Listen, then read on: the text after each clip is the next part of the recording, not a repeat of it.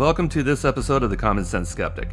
Earlier this week, the Japanese billionaire founder of Zozo, a man named Yusaku Maezawa, announced to the world that he is looking for 8 companions to join him on the first SpaceX lap around the moon.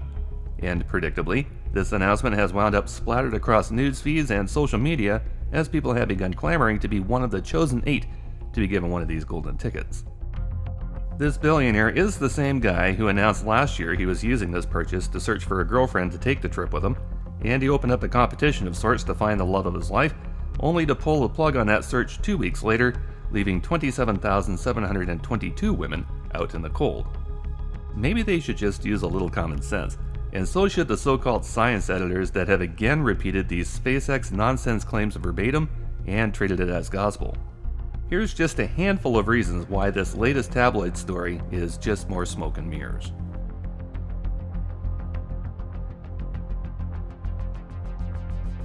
First, let's get a little backstory on the billionaire supposedly financing this operation. The joint announcement from Maezawa and Musk was originally made almost 3 years ago in 2018. Maezawa was going to pay SpaceX to become the first civilian to travel around the moon aboard a SpaceX craft. To give you an idea of how old that announcement is, the vehicle at the time was still being referred to as the BFR. Not long after that announcement, it was revealed that, like most billionaires, Maezawa was stock rich and cash poor, and he had started selling off his art collection to raise funds after tweeting that he actually had no money. And at the time, 88% of his stock was being held as collateral against loans he had taken out at UBS and Nomura Holdings. Eventually, the founder of Zozo had to sell his company in 2019. That was a $900 million transaction, but after those loans were paid out, how much he took home is anybody's guess. Apparently, he has enough money to finance this entire lunar trip on his own, but we may have to see how that plays out since Maezawa is a renowned eccentric when it comes to what he spends his money on and how quickly he can burn through it. Eccentric, of course, is the definition of a crazy person that's rich. If you're poor, they just call you crazy. And you would have to be crazy to think StarShip has a chance in hell of making it to the moon in the next 21 months. One of the first questions we have to answer when it comes to this folly is which StarShip are they actually planning to develop for this purpose?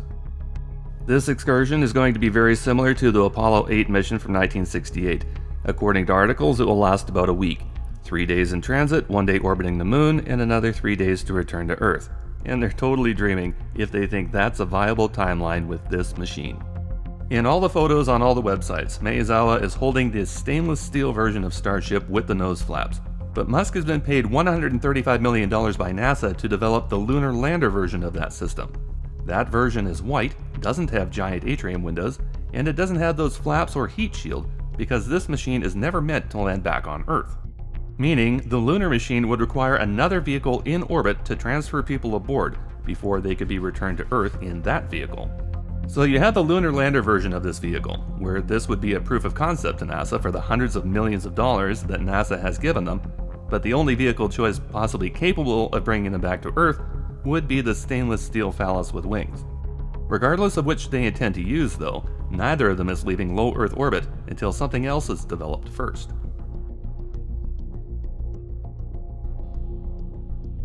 Our episode 5 dealt with the proposed difficulties of orbital refueling, and the debate has been lively ever since about whether or not such transfers are possible, especially when dealing with Musk's proposal of simply sloshing fuel from one craft to the other without benefit of pumps by slowing the craft down.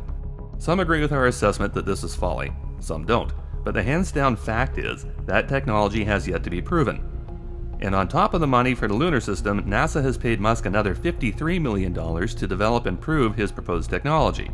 Then on top of that, Musk also took another $3 million in taxpayers' money just to develop the nozzles that such transfers will require. In order to perform the refilling tasks necessary to send either vehicle to the moon, StarShip will have to park in orbit to mate with enough tankers to fill it up. Until this vaporware technology is in place and proven, StarShip will be forever relegated to LEO. This SpaceX mission profile of their Artemis mission actually states an operational paradigm requiring 18 tankers to get people from Earth to the moon and back. And if they think they're pulling that off in an afternoon, think again.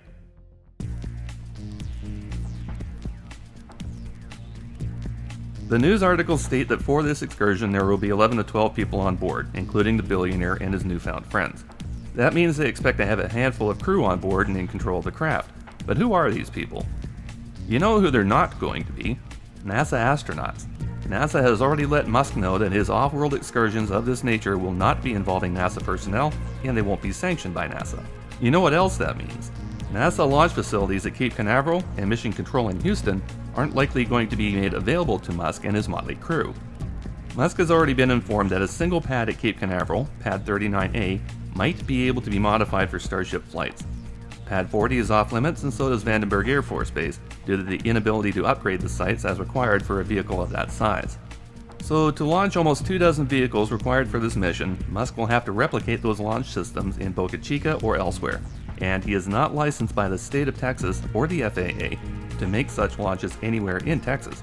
In fact, as we went over in our episode Musk versus the FAA, Musk has only ever been sanctioned by Texas state law to launch much smaller Dragon vehicles at the rate of 1 per month on weekdays between 7 a.m. and 7 p.m.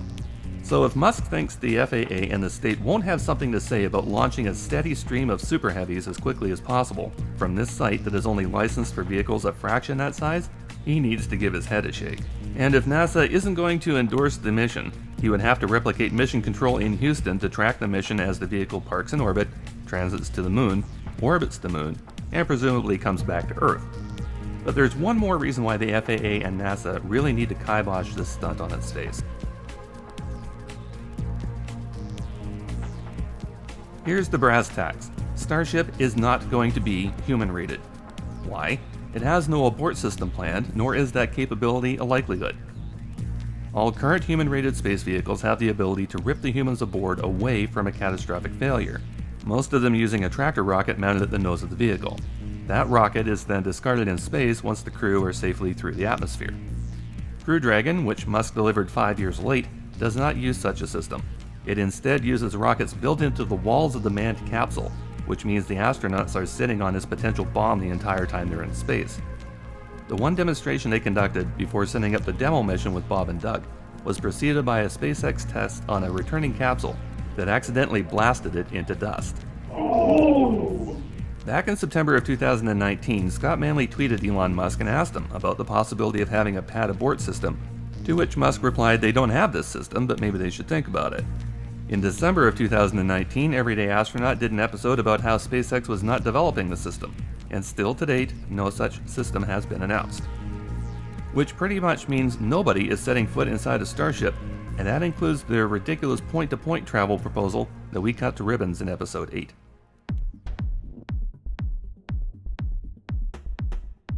Of course, everything we've discussed so far assumes SpaceX can get one of these vehicles into orbit and land it again safely, something that recent launches has yet to prove. Even though muskrats saw great promise in the SN10 launch, here are some key takeaways that should demonstrate just how far Musk has yet to go. Forget the fact that no one has any clue what the inside of this vehicle is going to look like, and SpaceX has shared absolutely no details in that regard. Instead, let's break down how this latest craft exploded and where obvious structural weaknesses exposed themselves.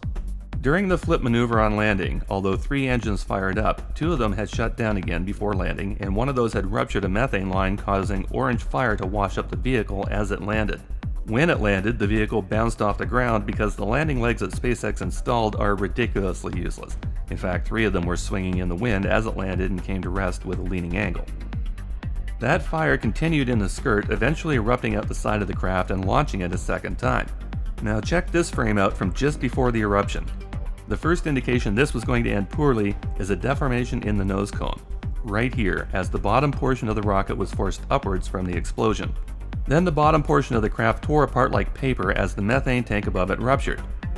Except, that's not the methane tank, is it? That's the LOX tank. The methane tank is supposed to be the higher tank, by all accounts, and LOX doesn't explode or burn on its own, which means the single dome separating the LOX from the methane had to have been breached on landing, exactly like we said it would, way back in episode 1. The resulting explosion tossed this 50-meter tall vehicle like a toy, and the debate over whether or not these ships will deflagrate versus detonate is over. The defining factor between those two terms is whether or not the ignition and detonation breaks the sound barrier, and this most certainly did. A blast wave hit cameras seconds after detonation, and shrapnel was thrown from the site. Deflagrations do not produce shockwaves, and neither do they hurl shrapnel. So including SN4, that's 4 for 4 on detonations. Notice that when SN10 came crashing to the ground, it completely collapsed like a flattened cardboard box, meaning these tanks have almost no structural support, at least nowhere near what is required to maintain any noticeable integrity. And remember the deformation in the nose cone? How exactly are the engineers at SpaceX expecting that structure to hold up when this vehicle is approaching max Q? Without additional support, that's going to rip right off the vehicle and send whatever or whoever is in it back to Earth much quicker than expected.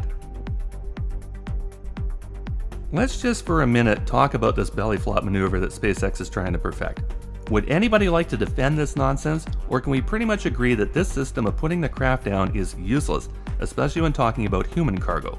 The last second flip will dislodge anything not bolted to the floor. It'll slosh propellants around in the tanks and whip people inside around like dolls.